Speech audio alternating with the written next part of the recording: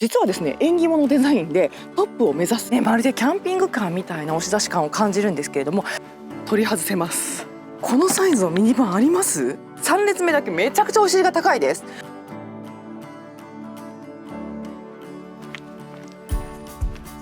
はい、皆さんこんにちは。自動車ジャーナリストの今井優希です。今日ご紹介するのはこちら、シトロエンのベルランゴのロングマックスというグレードです。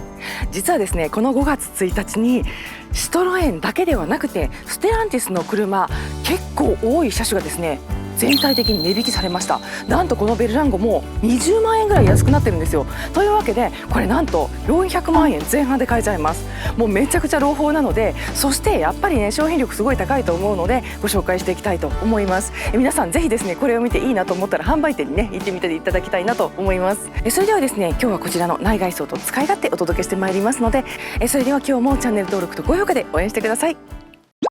はい、それではフロントフェイスです。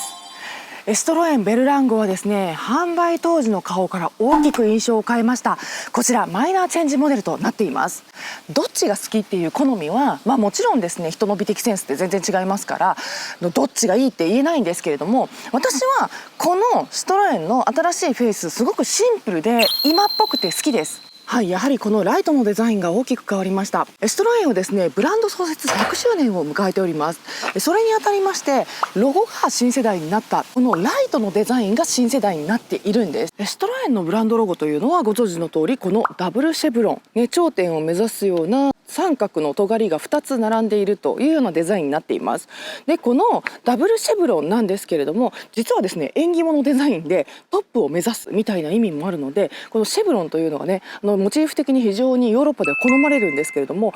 この尖りがあるデザインがですね、今回のライトの中に入っているんですね。だいぶ変形なんですけれども、1個の四角、2個の四角、3個目の四角ということで、この3点でその頂点、このシェブロンっていうのをですね、真ん中に向かってこう表現しているということなんですね。そしてそのライトの目頭からこのダブルシェブロンに向けて黒いパネルが入っています。で、ここにもですね、斜線が入って、このモチーフでもそのシェブロンの頂点をこう表現しているというような感じですね。難しい、こうか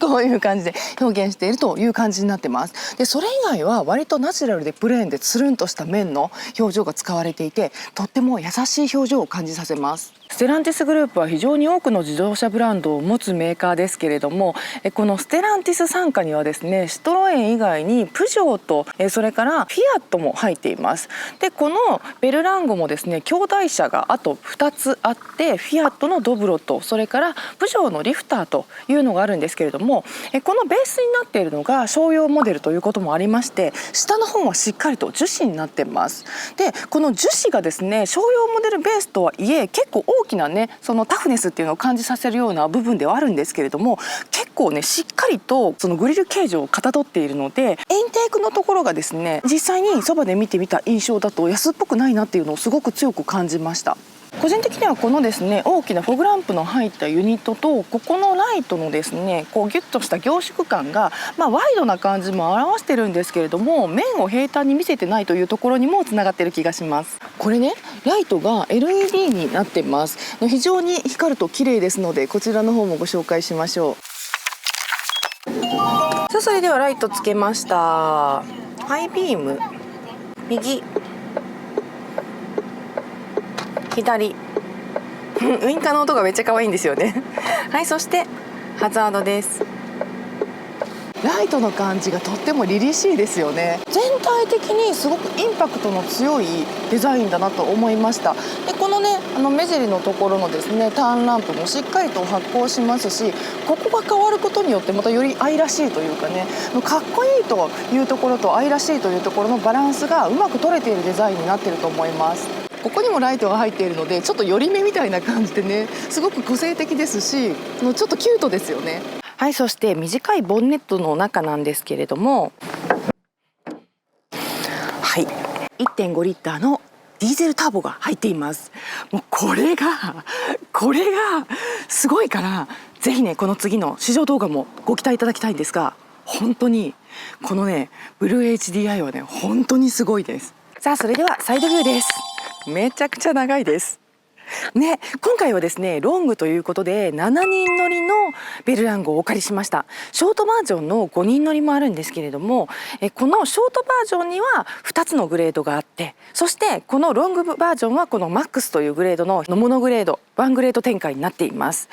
なんですけれども十分な装備もありますし、このですねロングに関してはマックスということで16インチタイヤを履いているんですけれども、それは後でご紹介していきましょう。やっぱりロングですので結構な長さがあります。なんですけれどもやっぱりですね輸入ミニバンといえば縦横比のねバランスが、日本のミニバンよりも前幅が長いということもありまして、非常にバランスもいいですし、これだけの長さがあっても走りの落ち着きがすごいです。この角度から見てみるとすごい迫力ありませんか、まるでキャンピングカーみたいな押し出し感を感じるんですけれども、やはりですね白の分量ね、今回はボディカラー白ですので、すごくボディの外反色の印象というのを強く感じます。で最近ちょっと珍しいんですけれども、窓のところがね独立した感じになってるんですよね。フロントとリアで窓のエリアが分かれている。でここでちょっとポップな印象というかね、ちょっとタフネスっていうかギア感っていうのも感じるかなというところもすごくお茶目なポイントだと思います。ラインがたくさん入ってますね。こことそれからこことそれから後ろね、カーブにボリュームを持たせるような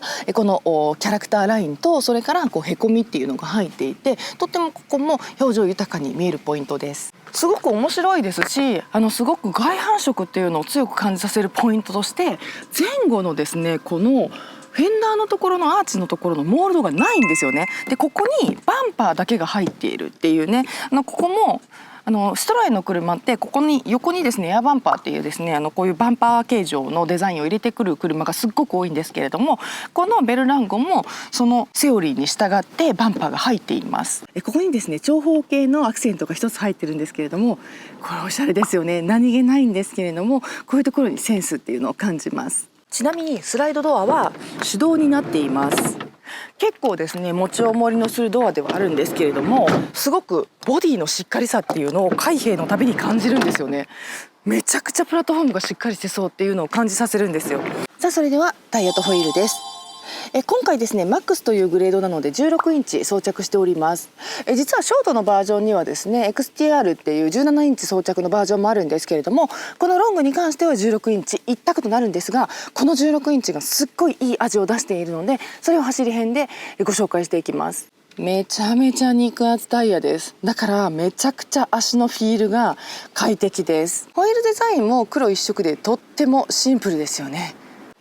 はい、リアビューです。めっちゃシンプルです。シンプルなんですけれども、なんか心に引っかかるデザイン。もうその理由は多分ねガラスエリアの大きさだと思います。ちょっと違う角度から撮ってみましたけれども、すごくないですかこのサイズ。なのでボディの外反色が私の胸よりも下ラインに留められているんですよね。でここにシンプルにストラインっていうブランド名と、ベルランゴっていう車種名が入っているんですけれども、全体的にボリュームがすごく下に見えます。そしてこれもですねやっぱり商用由来のタフネスっていうのをすごく感じさせるんですけれども、絶対に後ろとぶつかっても外反痛めへんでみたいな感じの気合をここで感じるんですが、大きなですね樹脂のバンパーが入っています。でここもボコッと出ている形状になっているので、よりボリュームが下の方にあるように感じさせるというようなデザインになってます。さあそしてユニークなのがこのリアのコンビライト、すっごいデザインが面白いので光らせてみます。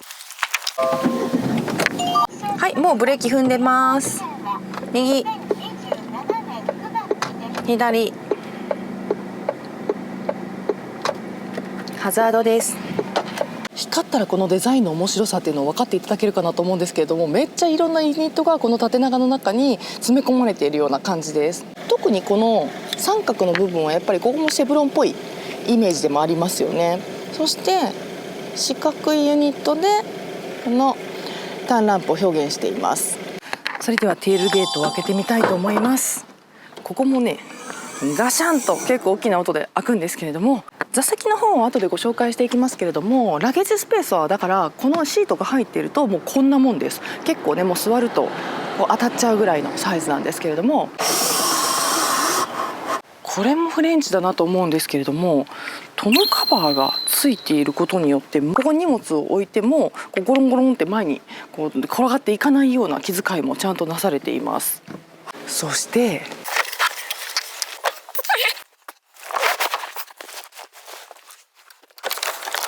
このシート取り外せます。持てます。私でもプロセスとしてはこれを倒して、それからここを上げます。でそうするとここにレバーが出てくるので、これを引いて上げるね、簡単ですよね。慣れると意外とすぐに外せちゃいます。こんな感じではい取れちゃうんですよ。そうするとね、恒例ですけど恒例の今井が入る感じなんですけど、めちゃくちゃ広々めちゃくちゃ広々です。ちょっとすごくないですか？なんでこれこういうところに乗るときは靴脱いじゃうんでしょうね日本人ですよね。すごい。これこそ輸入車のこの全幅乗りっていうのをすごく感じるんですけど、こんな横広のこのサイズのミニバンあります？すっごいゆったりします。しかもほぼフルフラット。私がここに寝て、真ん中にもう一人寝て、もう一人寝れる。外した椅子どこに置いとくんだ問題はありますけれども、もしガレージとかで保管できる方は本当にこれでマジで日本一周できちゃうかも。ロングめっちゃいい。だってこのサイズですよ。今日はいいものを持ってきました。じゃじゃん、ゴルフバッグ。いつも持ってこいって話なんですけれども、テーラーメイドさんのやつを入れてみますなんか滑稽なぐらいポツンってなりますね。それぐらいですよ。でちなみに立たないです。立ちはしないです。ちょっと頭がねこうくちゃってなっちゃう感じになりますので、このサイズの感じはちょっとご参考にされてください。がしかしこれですよ。すごいすごい。さあそれではインテリアです。めっちゃ可愛いです。まずドアなんですけれども、やっぱねこの車高あるのでドア自体がめちゃくちゃ大きいのでエントリーがすごく簡単です。でシトロエンの車ってヒップポイント高めなので、結構ねこれもスルンと乗り込めてしまうという利便性の高さがあります。ドアパネルはですねやはり商用ベースですので、非常にこうね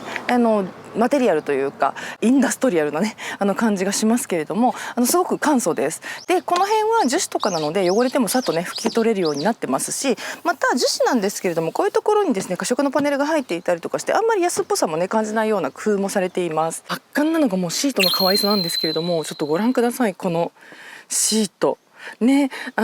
上に黒が使われていて、それからステッチがねブルーで入ってるんですよ。で白とグレーという3色のね組み合わせになっています。でこれがマックスのグレードなんですけれども、めちゃくちゃ可愛くないですか？なのでこう見た目にですねパッと乗り込んだ時にわ可愛い、わめちゃめちゃワクワクするみたいなね感じの一見した良さっていうのがあると思います。さあそしてですね乗り込むと中にですねシトロエンのダブルシェブロンが入ってますが、このペダルがめちゃめちゃ使いやすいです。でなんでかというと、はいこちら吊り下げ式なんですけれども、このね高さが絶妙なんですよ。だからちょっとそのかかとをつけてこう踏む時に高すぎないので足が全然疲れないっていうねすごいメリットがありました。はい、そして乗り込んでいます。こんな感じで新しいデザインになったんですね。マイナーチェンジで変わったのはこちらのステアリングホイールのデザインです。シトロエンこういう風にですねちょっと変形のかまぼこ型のですね変わったステアリングホイールを昔から採用してますけれども、これが入りました。そしてここのディスプレイもですねちょっと変わったという感じなんですね。そしてこれです。シフトがこの世代になりました。もうめちゃめちゃ使いやすいんですけれども、ここの使いやすさは私は使いやすいと思うんですけれども、人によって違うと思うので、ぜひね販売店で試乗してみていただきたいと思います。意外と慣れます。でスターターここなのでスタートしてみますね。このシトロエンに関してはこのスターターの方式が長押しです。結構しっかり押さないとスタート、それからストップもね長押しになっているのでしっかりと押し込んでください。でそうするとこのメーターのディスプレイのですねデザインも新しくなりましてフルデジタルになりました。それに従ってですねADAS も新しくなっています。でここに ADAS のスイッチがあるんですけれども、このねまずこのステアリングの形状ですね。これが全然運転しにくいとかそういうとこにつながってはいないので、これはねドライブ編もご参照いただきたいと思います。この次にね公開していきます。でこの ADAS です。もう ADAS もそのドライブ編でお話しするんですけど、めちゃくちゃ使いやすいですし、すごい最新になってます。で個人的にすごくいいなと思ったのがこの OK ボタンの存在なんですけれども、これも試乗編でお話しするのでぜひご覧ください。そしてリミットとこのアシストっていうのがありますけれども、これねヨーロッパはそうなんですけれども、街に入った瞬間にね時速40キロとかの30キロとか40キロとか35キロとかそういうリミットがあって、でそれを微体1万たりとも超えてしまうといきなり罰金取られるみたいな感じの交通ルールがあるところが多いです。でいきなりね結構高額な罰金が取られますので、そのためにこのリミットっていうのがついているんですけれども、日本ではあんまり使わないかなと思います。それより日本ではこちらのですねアシストをよく使うんじゃないかなと思いますけれども、これがクルーズコントロールのボタンです。でこれを押してでもうセットすると OK っていうねものなんで、すごく簡単ですし、また本当にね信頼性も高くて、これはね後でレポートします。この辺はですねエンタメ系になっていて、例えばラジオとかの曲を変えたりとかできるのと、ボリュームですね。それから電話今回 Apple CarPlay にも対応しておりますので、その音声のアシスタントであるとか電話の受け答えとかいうのがここでできるよというようなものです。そしてこのメーターの中のデザインもいろいろと変わっていくんですけれども、ここですね、ここにスイッチがあって、この画面が2枚重なっているこのマーク、これを押すと中が結構変わります。はい、このように例えば瞬間燃費が出たりとか、それからラジオの曲出したりとかで、この設定が瞬間燃費であったりとか水温であったりとかで ADAS アップとかね、こんな感じでいろいろとレイアウトが変えられるので、ここもですねお好みの画面にしていただけるといいのかなと思います。そしてこの下にですね、ありがたいですね、ステアリングヒーターがあったりとか、これチャイルドロックです。後ろの席のチャイルドロックのオンオフがここでできるのと、これブラインドスポットモニターですね、これができるというようなものになっております。メーターとかも新しくなりまして、非常に使いやすくなりました。で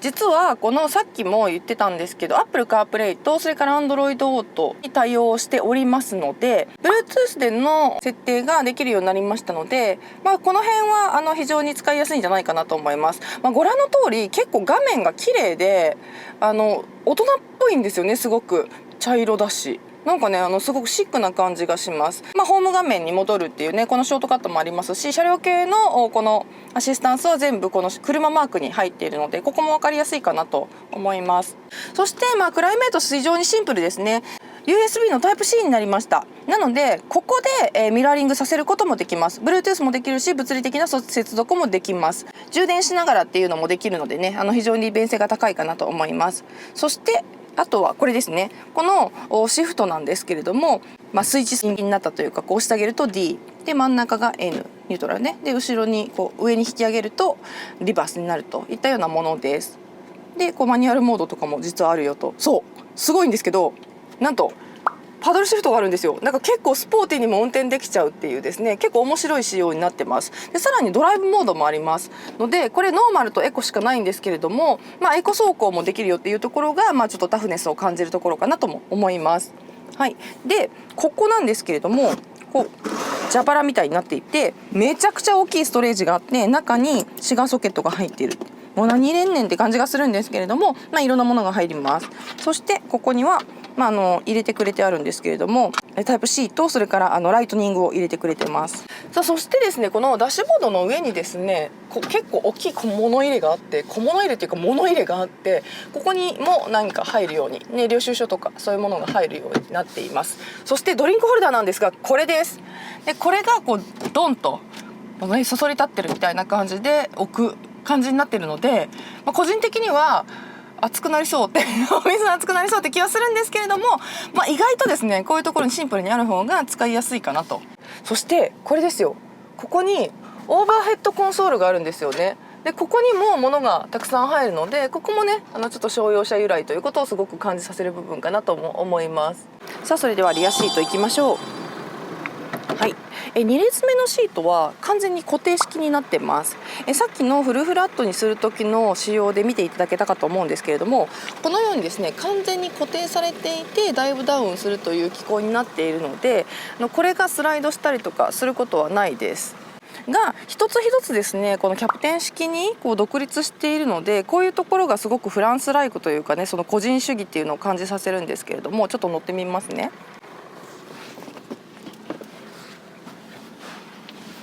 真ん中シートでもものすごく自分専用の形になっているので、あんまり嫌さを感じないっていうすごいいいメリットはあるかなと思います。お子さん3人いらっしゃるお家とかすごい良さそうな気がします。真ん中取り合いに逆になりそ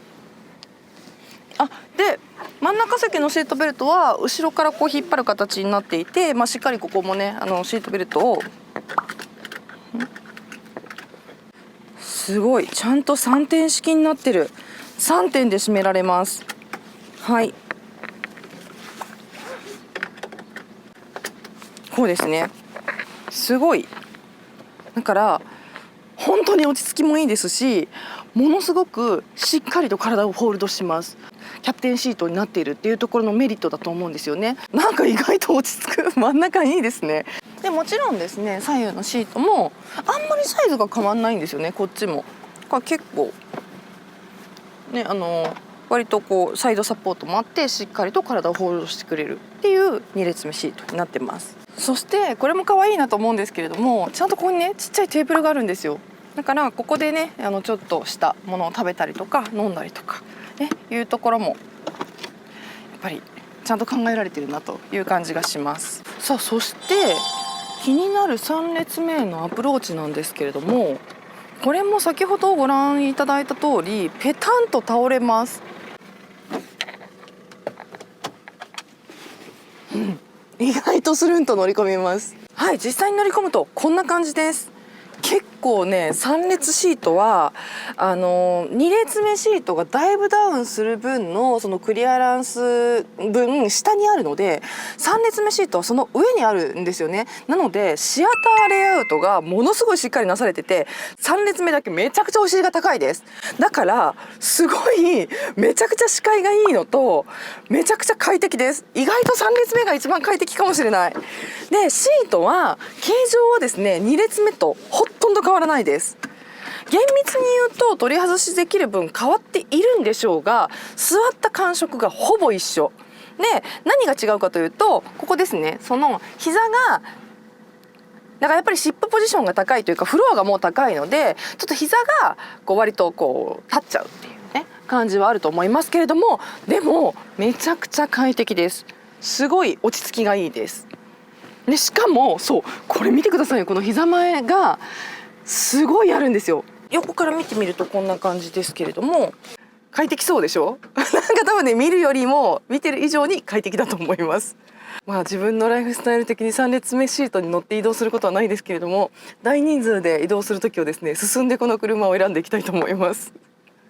はい、というわけで今日はこちらシトロエンのベルランゴのロングご紹介してまいりました。いかがだったでしょうか。3列シートの7人乗りミニバンということで、こんなに可愛いルックスにこんな機能がたくさん詰め込まれて、国産ミニバンにはない魅力もあると思います。しかもお値段も安くなってます。皆さんぜひですね販売店の方にチェックしに行ってみてください。それでは今日も最後までご覧いただきましてありがとうございました。チャンネル登録と高評価で応援してください。自動車ジャーナリストの今井優希でした。バイバイ。